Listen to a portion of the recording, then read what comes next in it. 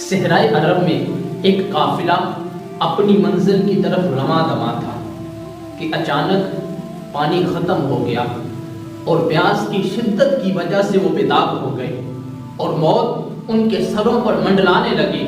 کچھ ایسا کرم ہوا کہ اچانک حضور پر نور صلی اللہ تعالیٰ علیہ وسلم ان کی مدد کے لیے تشریف لے آئے۔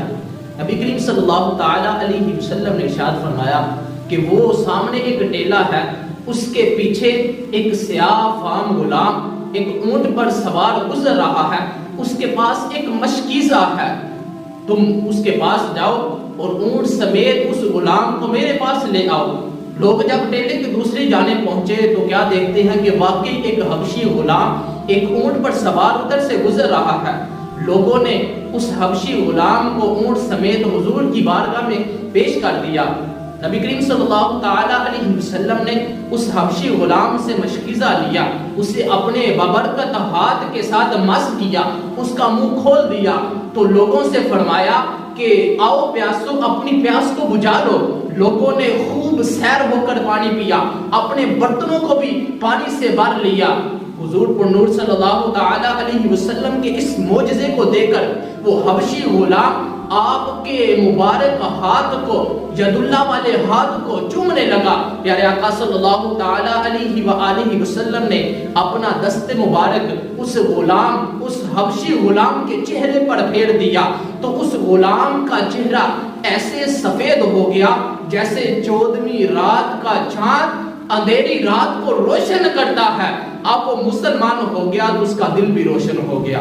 اب جب وہ مسلمان ہو کر اپنے آقا کے پاس گیا تو اس کے آقا نے اسے پہچاننے سے انکار کر دیا۔ اس نے کہا کہ آقا میں آپ کا غلام ہوں۔ مالک نے کہا میرا غلام تو بڑا سیاہ تھا، وہ تو سیاہ فام تھا، اس کا رنگ کالا تھا، تو بڑا خوبصورت ہے۔ اس نے کہا جی ہاں، لیکن میں مسلمان ہو چکا ہوں۔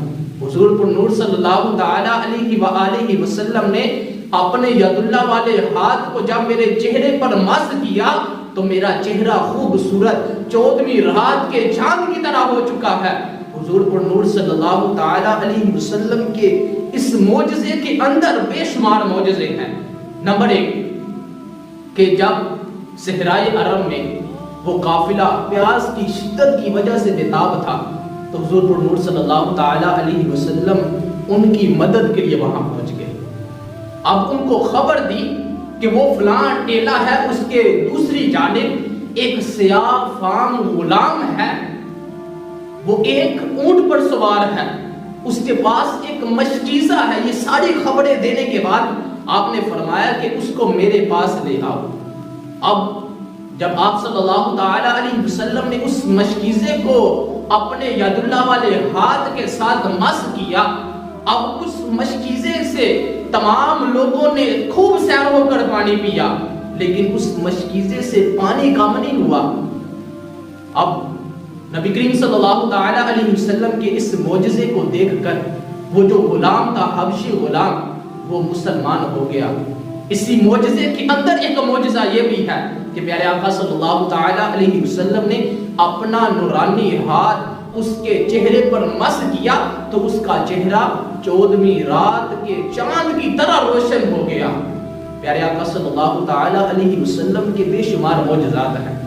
حضرت اسید رضی اللہ تعالیٰ عنہ فرماتے ہیں کہ ایک دفعہ حضور صلی اللہ تعالیٰ علیہ وسلم نے میرے چہرے اور میرے سینے پر اپنا نورانی ہاتھ مس کیا، اپنا نورانی ہاتھ پھیرا تو اس کی برکت کچھ یوں ظاہر ہوئی۔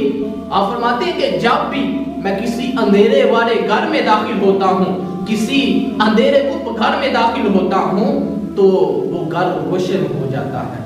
حضرت عبداللہ بن عباس رضی اللہ تعالیٰ عنہما آپ فرماتے ہیں کہ حضور صلی اللہ تعالیٰ علیہ وسلم جب گفتگو فرماتے تو یوں معلوم ہوتا کہ آپ کے سامنے والے دانت مبارک کی مقدس کھڑکیوں سے نور نکل رہا ہے۔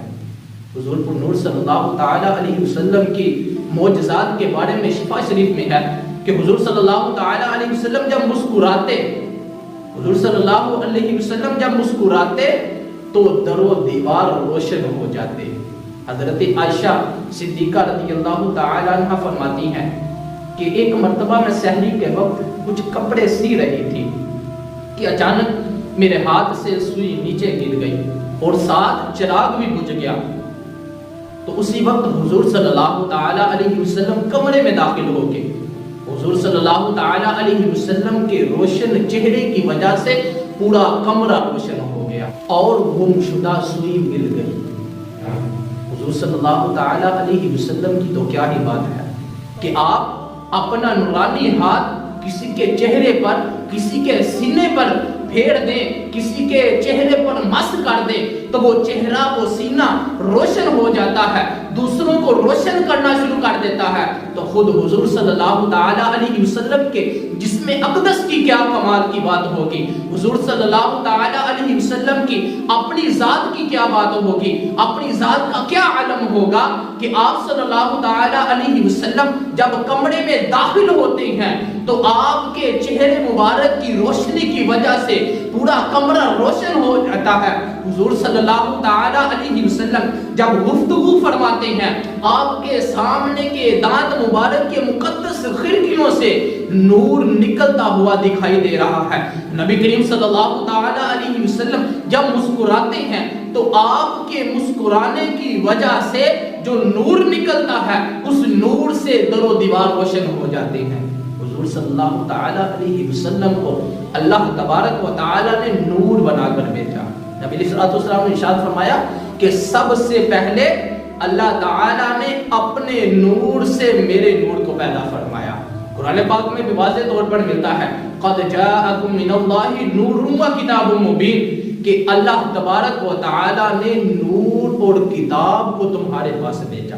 اب نور کے بارے میں مفسرین یہ تفسیر کرتے ہیں کہ نور سے مراد حضور صلی اللہ تعالی علیہ وسلم کی ذات مبارکہ ہے.